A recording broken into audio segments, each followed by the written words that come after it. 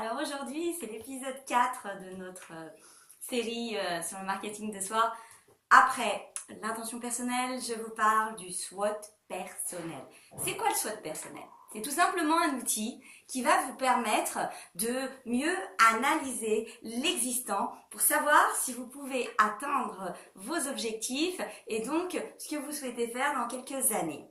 Le SWOT personnel, tout comme la matrice SWOT d'une entreprise, est donc un outil stratégique qui va vous permettre de faire le bilan. Je vous donne un exemple, ce sera, vous verrez, très simple à comprendre et à assimiler. Ce sera évidemment à votre tour. Vous souhaitez devenir entrepreneur. Nous allons faire une analyse interne et externe. En interne, on remarque par exemple que vous avez mis de côté un peu d'argent. Ce qui vous permet donc de passer quelques mois dans le doute, c'est pas si grave. En revanche, parmi vos points faibles, vous n'avez aucune connaissance en gestion, en comptabilité et en organisation d'entreprise. Donc ça, c'est un point faible.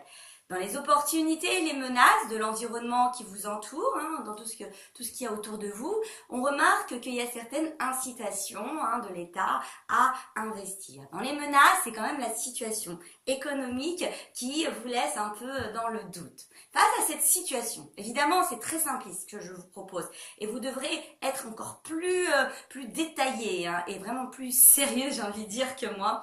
Vous allez donc remarquer qu'il vous faudra une petite formation en sciences de gestion, en tenue d'entreprise et d'organisation d'entreprise avant de foncer la tête en bas. Vous devrez bien analyser cette histoire de situation économique avant de vous décider. Quoi qu'il en soit, on retient quoi? On retient que sans visibilité, vous allez vous prendre un mur parce que vous allez vous rendre compte en cours de route qu'il vous manquait certaines choses. Il faudrait les faire dès le départ.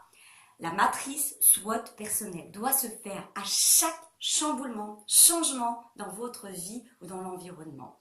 Si demain, par exemple, vous vous mariez, que vous avez un enfant à charge, vous allez évidemment le considérer dans votre matrice SWOT parce que les choses vont évoluer. J'espère que c'est assez clair pour vous et je vous dis à bientôt.